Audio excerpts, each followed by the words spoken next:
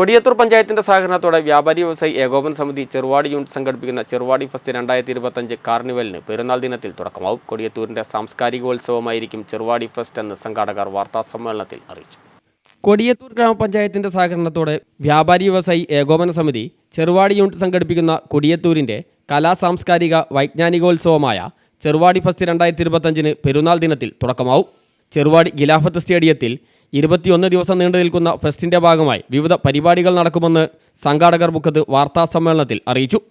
കൊടിയത്തൂർ ഗ്രാമപഞ്ചായത്തിന്റെ സഹകരണത്തോടെ ചെറുവാടി വ്യാപാരി വ്യവസായി ഏകോപന സമിതിയുടെ നേതൃത്വത്തിൽ കൊടിയത്തൂർ ഗ്രാമപഞ്ചായത്തിന്റെ സ്റ്റേഡിയത്തിൽ ഈ വരുന്ന പെരുന്നാൾ ദിനം മുതൽ 20 ദിവസത്തേക്ക് ചെറുവാടി ഫെസ്റ്റ് എന്ന പേരിൽ വ്യത്യസ്തങ്ങളായ കലാ സാംസ്കാരിക വേദി, കാർണിവൽ, ഫുഡ് ഫെസ്റ്റ് എന്നിവയൊക്കെ ചേർത്ത് വെച്ചുകൊണ്ട് ഉത്സവാന്തരീക്ഷത്തിൽ ചെറുവാടി ഫെസ്റ്റ് സംഘടിപ്പിച്ചിരിക്കുകയാണ്. ദിവസവും വൈകുന്നേരം 5 മണി മുതൽ വിവിധ അമ്യൂസ്മെൻറ്റുകൾ, കുടുംബശ്രീ ഉൾപ്പെടെയുള്ളവരുടെ സ്റ്റാളുകൾ, കലാപരിപാടികൾ, ഫുഡ് ഫെസ്റ്റ്, കാർണിവൽ തുടങ്ങി വിവിധ പരിപാടികൾ നടക്കും. നിലവിൽ വ്യാപാരി വ്യവസായി ഏകോപന സമിതിയുടെ ആഭിമുഖ്യത്തിൽ നടന്നുവരുന്ന വ്യാപാരമേളയോടനുബന്ധിച്ചാണ് പരിപാടി നടക്കുന്നത്. ഫെസ്റ്റ് നടക്കുന്നതോടെ അതുപോലെ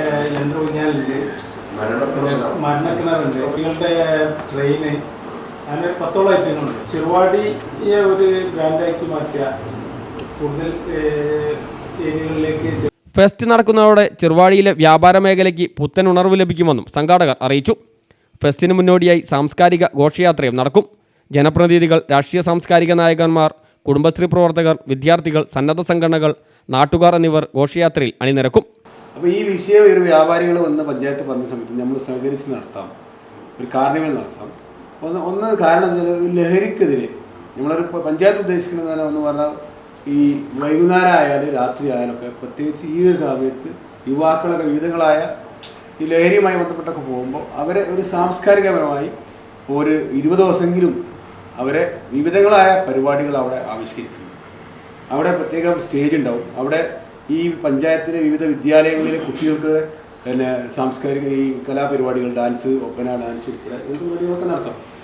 വാർത്താ സമ്മേളനത്തിൽ സംഘാടക സമിതി chairperson Kodiyathur Gramapanchayat president Divya Shibu, convener EN Yousuf, vice chairman Fasal Kodiyathur, PC Muhammad, joint convener P Basheer എന്നിവർ പങ്കെടുത്തു. News bureau, Mukkam.